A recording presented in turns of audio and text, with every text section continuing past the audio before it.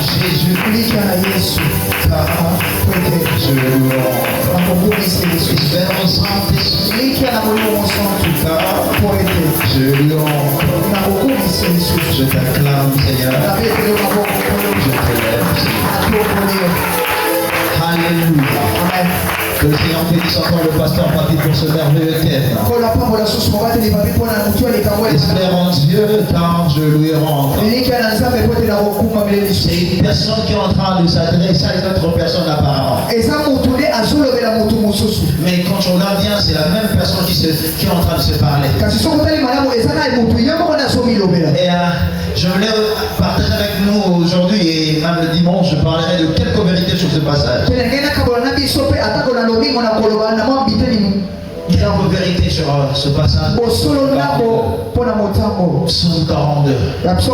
Il y a beaucoup de choses. Quand je suis en train de regarder, ça essaie un peu de me pousser dans d'autres choses. Le Saint-Esprit m'a ramené. Il m'a mis à cœur de te partager quelques vérités. La première vérité que je voulais te partager ici, c'est une phrase qui est en train de se répéter. Pourquoi t'as battu mon âme? Pourquoi j'ai mis Dieu dedans de moi? Espère en l'éternel, car je lui rends encore. Et si tu regardes, nous parlons d'un psaume. Nous parlons ici, c'est un psaume que tu es en train de partager. Et comme c'est un chant, il y a un refrain. Ici, il y a un refrain que le psalmiste est en train de répéter. Il est en train de répéter cette phrase. Quand vous le regardez, cette phrase, c'est dans le verset 5. C'est dans le verset 11. Et ça continue encore dans le chapitre 43, verset 5. C'est le refrain qui est en train de répéter à chaque fois. Les gens qui composent, les gens qui ont l'habitude d'écrire des chants, généralement le couplet vient après le refrain. Parfois, il y a juste un refrain qui monte dans le cœur. Et quand tu commences à fredonner ce refrain, après quelques temps, tu peux maintenant commencer à faire le couplet. Et le refrain que nous sommes en train de parler ici, c'est le refrain du psalmiste. Lui, le psalmiste est en train de s'adresser à son âme. Il est en train de s'adresser, il se parle lui-même. Ma question ce soir, c'est quoi le refrain de David? C'est quoi le refrain de David? Vous savez, nous pouvons décider le refrain de quelqu'un juste après quelques minutes quand tu le rencontres. Quand tu rencontres quelqu'un de la vie, une fois que tu commences à parler avec elle, tu vas comprendre qu'est-ce qui est en train de préoccuper son cœur. Tu vas comprendre qu'est-ce qui est en train de déranger son cœur. Chacun de nous a un refrain. Il y a une préoccupation dans ton cœur. Quelque chose qui t'égarde. Et de temps en temps, quand tu parles d'autre chose, tu as tendance à revenir dessus. Il y a quelqu'un qui est ici. Son refrain, c'est la déception. Il y a une autre personne, c'est l'échec. Il y a une autre personne, c'est la trahison. Chacun de nous a un refrain. On a l'habitude de le dire. On a l'habitude de parler. À chaque fois que nous rencontrons des gens, ces soucis-là nous amènent à parler. D'autres personnes qui commencent à parler eux-mêmes, ils commencent à monologuer. Parce que c'est plus fort. Ça se dépasse. Mais c'est quoi le refrain de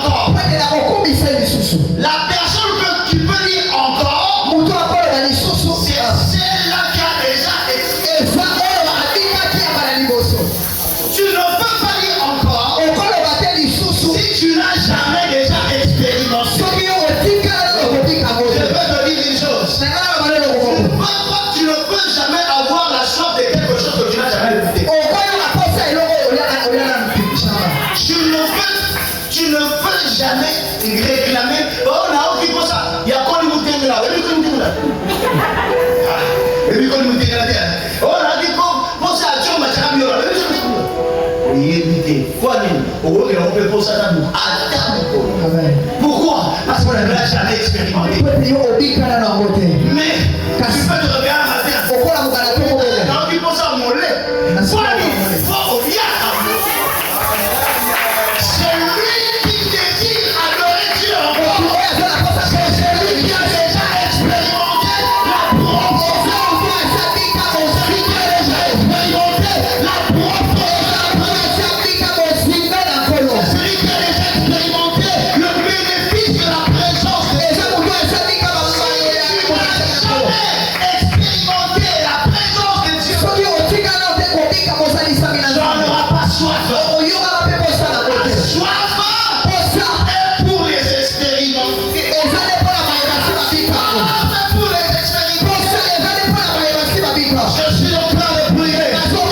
Pendant cette retraite, tu seras un assoiffé.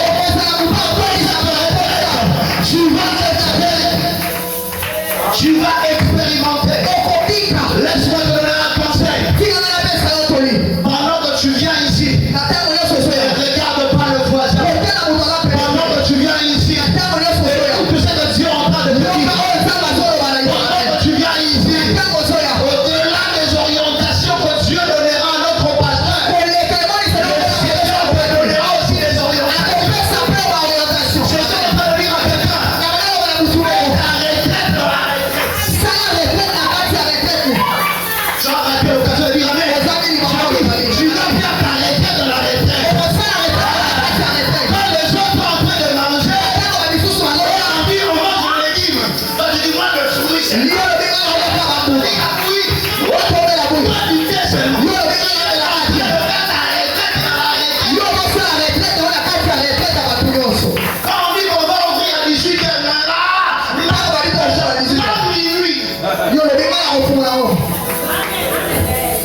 tu fais ta retraite dans la retraite.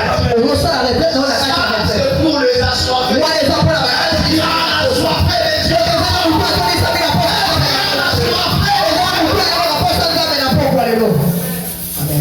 Les assoiffés changent leur refrain. Les assoiffés changent leur refrain. Leur refrain ne se limite pas sur ce qu'ils sont en train de vivre. Je suis en train de prier que le refrain de ta vie change. Si tu es tout le temps en train de te plaindre, espère en l'éternel. Change le refrain de ta vie. Change le refrain de ta vie. Tu sais pourquoi? Parce que si tu te focalises sur tes soucis, si tu te mets à te concentrer sur tes soucis, je veux prêcher ici. Nous allons tous crier. Jésus dit ceci. Ceux-là qui mettent de soucis, ils vivent comme cette semence qui est tombée dans les épines. Et quand tu sortiras ici, ça va partir. Tu ne pourras pas bénéficier de cette parole. Tu vas juste enregistrer que nous avons eu une retraite. Tu vas juste commencer à parler. En décembre, on avait eu une retraite. Et ça sera seulement une histoire d'une retraite. Mais tu ne pourras pas vivre l'impact de cette retraite. Pourquoi? Parce que tes soucis vont t'empêcher de vivre. Dieu a déjà prêt. Je suis en train de dire, et je le sais, je le dis encore, je le dis à chaque fois mes amis, à chaque réunion, à chaque rencontre, il y a une chose, il y a l'impact divin que Dieu réserve à chaque rencontre. Nous venons dans la présence des gens. À chaque fois que nous venons dans un rendez-vous comme celui-ci, ce n'est pas pour remplir notre calendrier de l'année. Vivre quelque chose de différent. Lorsque nous venons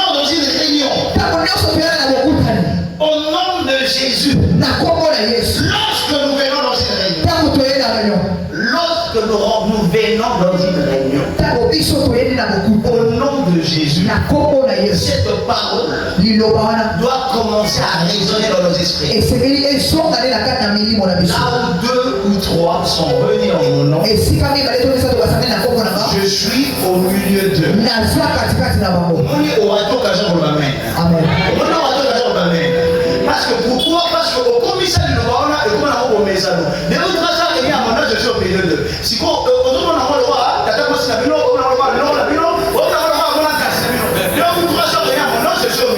alors que lorsque Jésus est au milieu de nous, lorsque Jésus est au milieu de nous, lorsque Jésus est là, il y a quelque chose qui se passe.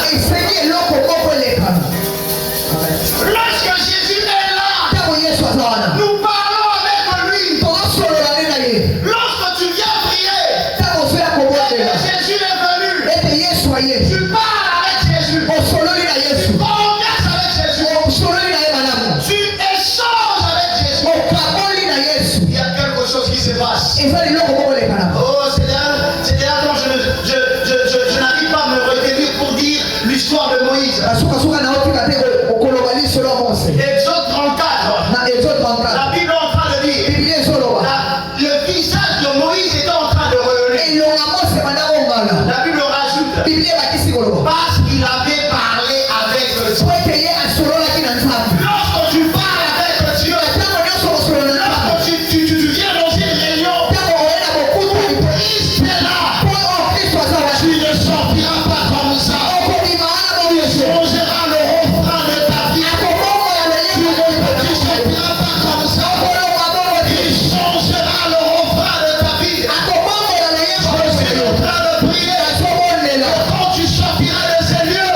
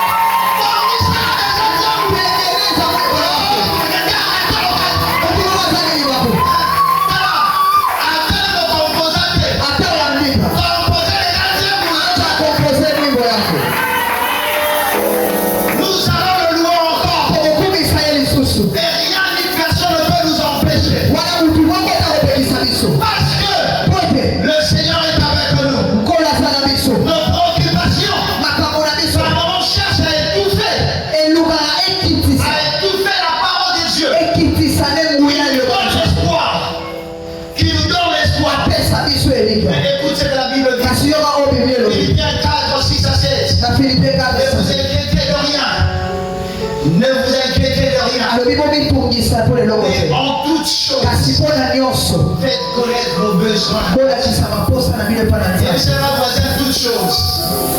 Voisin, je dis toutes choses. Le réel vient toutes choses. Car oh, nous se trouvons là, attendons, et dans la communauté, il s'est bon à toutes choses. Alléluia. Oh, ma combien il y a un être, oh, le plus ça fait partir à toutes choses. Oh, non, non, ça va, comme il m'a dit, on a dit, oh, le plus ça fait partir à toutes choses.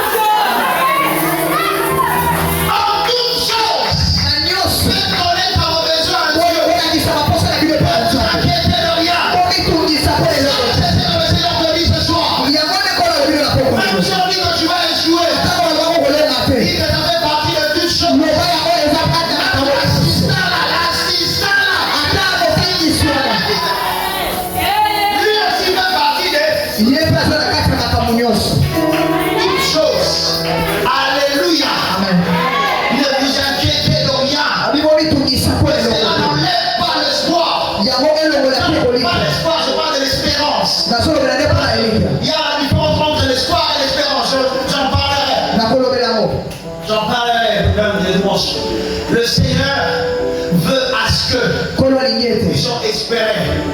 Mais la chose, la Seigneur de choses, que nous puissions changer le refrain. C'est lui qui ne change pas le refrain. C'est lui qui ne change pas le refrain. Montre qu'il est trois bancs. C'est lui qui espère. Montre qu'il croit en Dieu. L'espérance est attaché à la foi. Tu ne peux pas dire que tu espères si tu ne crois pas. Alléluia. Si tu n'as pas la foi, tu ne peux pas dire que tu es en train d'espérer. L'espérance est attachée à la foi. Et lorsque tu dis que tu espères et que tu as l'espérance, mais tu commences à te lamenter.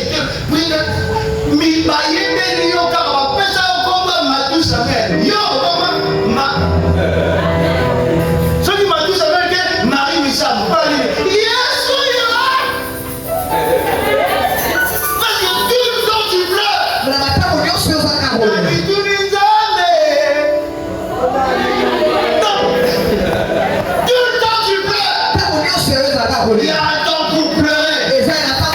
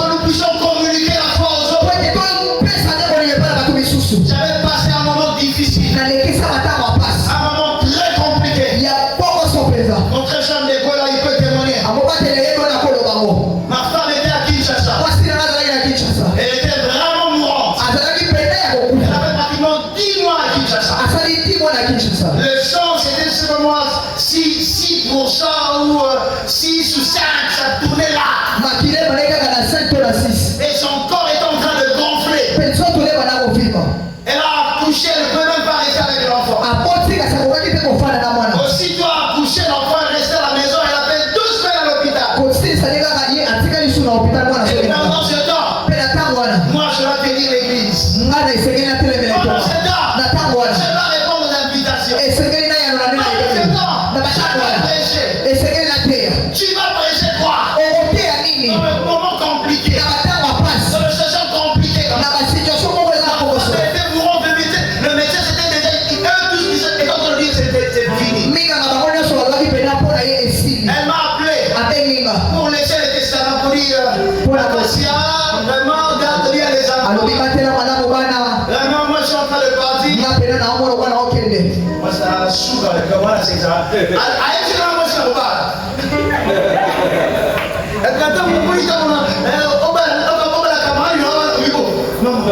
C'est quoi cette histoire? Elle n'avait plus, elle était en train de partir. Mais nous avons prié. Nous avons cherché Dieu. J'étais en train de prêcher. Chercher Dieu. C'était comme si rien n'était. Quand je rentrais à la maison, j'ai continué à chercher Dieu. Depuis je ne dormais pas. Le jour de moi et de moi je ne mangeais pas. Non, nous autres ici c'est différent avec vous. On dit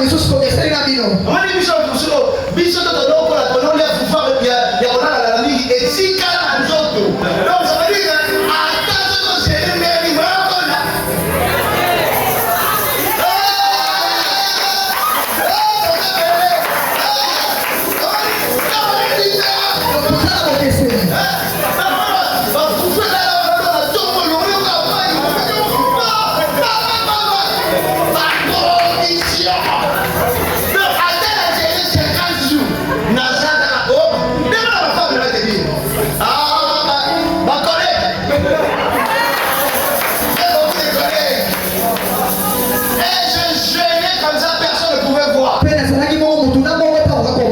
Ma femme nous est revenue avec l'enfant. Moi si là à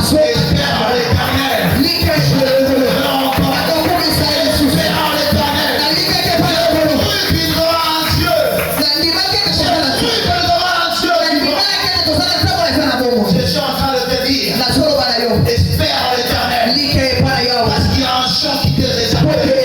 Encore, et ce que je te demande ce soir, c'est de changer le refrain.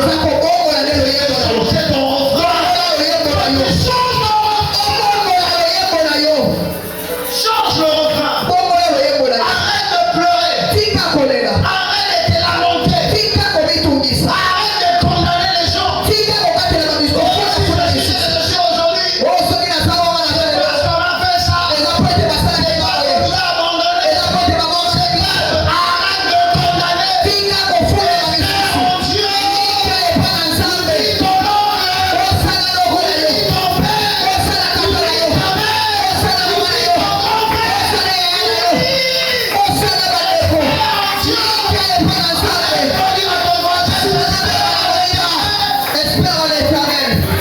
ton père, alléluia. Parce que nous espérons aux autres. Nous regardons ce que les hommes peuvent nous donner. Nous croyons qu'ils pourront bien faire quelque chose pour nous. Mais il y a déception sur déception. Déception sur déception. Ah. Moi je vécu des moments compliqués avec mon père. Très compliqués. En fait moi, je n'ai pas vécu avec mon père comme ça comme tout autre enfant. Parce que mon père ne vivait pas avec nous dans la maison. Notre père c'était vraiment un bon qui se respecte. Un homme qui se respecte avec 16 femmes. Alors, et il y a deux fois, j'allais voir mon père qui me posait la question, est-ce que je t'avais fixé rendez-vous de tu m'as dit, tu peux pas, je peux bien regarder le voir. Donc mon enfant va dire, est-ce que je t'avais fixé rendez-vous? Donc, audience administrée. Donc, pour aller voir ton propre père, il fallait qu'il te fixe son rendez-vous. Parce qu'on était tellement nombreux. Et il avait tellement de femmes. Les 6 là, 6 ou 7 là, c'est qu'on en connaissait. C'est qu'on en connaissait. Alors, que on connaissait même pas. Parce que là, si on met vraiment, mon père il veut, on peut la voisiner avec Salomon. Mon père il était calme, il était calme. Et il se calme avec Salomon. Son tel, il va voir la mission, tellement maintenant ça l'a fait beaucoup de bien. Très calme là. Il était vraiment nous. Mais la douceur, on a il fait des enfants. Et l'autre jour, on a dit, vous allez je pense que moi, avec mes soeurs, avec dans notre famille, la famille c'est différent avec votre famille. Dans notre famille, celui qui 17 ans, 17 ans, celui qui 18 ans, 18 ans.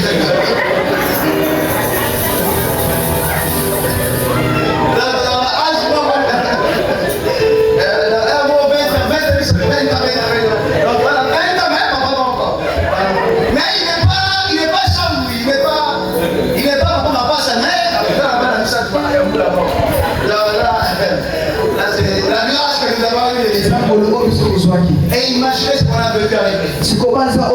Le moment compliqué, le moment sombre. Mais le Seigneur était avec nous. C'est comme ça que moi je connais le Seigneur. En 1995, j'ai donné ma vie à Jésus. J'ai trouvé, il est le papa le plus responsable. Alors quand je dis ça, je le dis partout où je passe. Les gens qui me connaissent, à chaque fois que je fais l'album, je dis toujours Père, Père, Père, Père. À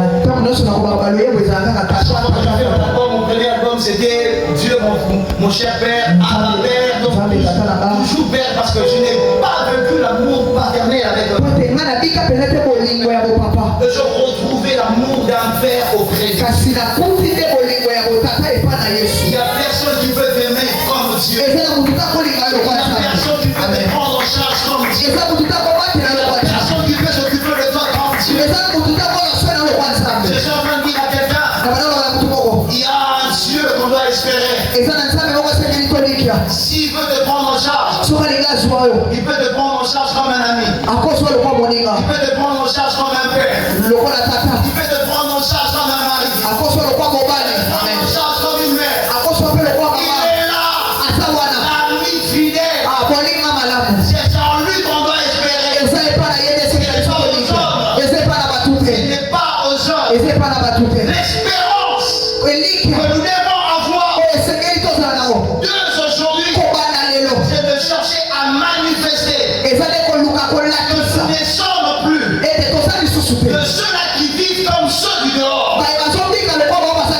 Nous allons commencer à vivre comme des gens qui ont l'espérance en Dieu. L'espérance dans le Seigneur. L'espérance auprès des yeux. Ça doit se voir dans notre langage. Quand nous allons parler avec les gens, partout tu passeras, je vais te dire, quand tu arriveras à un endroit où il y a le désespoir, l'espérance, bien-aimé, tu n'as pas besoin de toute ta foi pour montrer que tu espères. Tu n'as pas besoin de tout posséder pour montrer que tu as l'espérance. Celui qui a l'espérance, on sait le voir. Laisse à ce que les gens puissent voir en toi l'espérance. Laisse à ce que les gens puissent voir à ça, passer en toi. Alléluia. Une espérance qui est en toi. Vous ranimez la foi de personne. Il y a des gens qui sont en train de dire, comme le psalmiste est en train de dire ici, il y a des gens qui posent la question, où est ton Dieu? Où est ton Dieu? Ils sont en train de se poser des questions. Où est ton Dieu? Bien aimé, un mot commandant me Samora. Alléluia. Comme eux, ils poseront des questions. Comme eux, ils poseront des questions.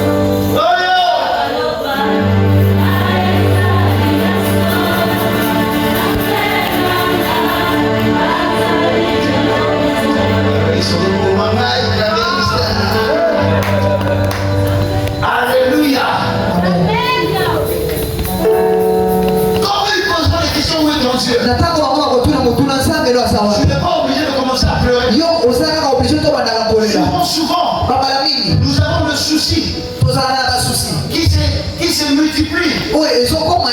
Par moment, nous nous enfonçons. Quand tu sors, on te pose la question. Où est ton Dieu? Tu rentres.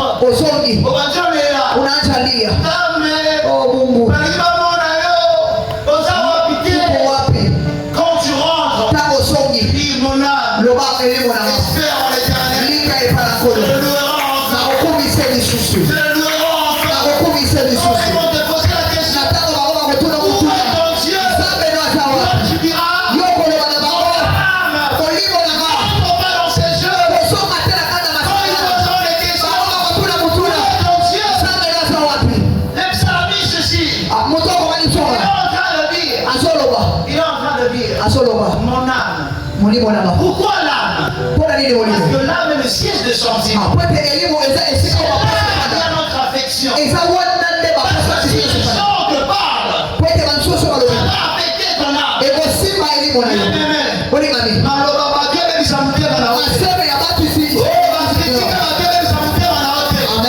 Vous devez entendre à ton casar pour amen. Espère en l'éternel. Alléluia. Espère en l'éternel. Alors tu dois changer ton refrain. Change ton refrain. Je voulais dire, comme l'apôtre Pierre, il dit dans 1 Pierre chapitre 5 verset 7, déchargez-vous sur lui de tous vos soucis, car lui-même il prendra soin de vous.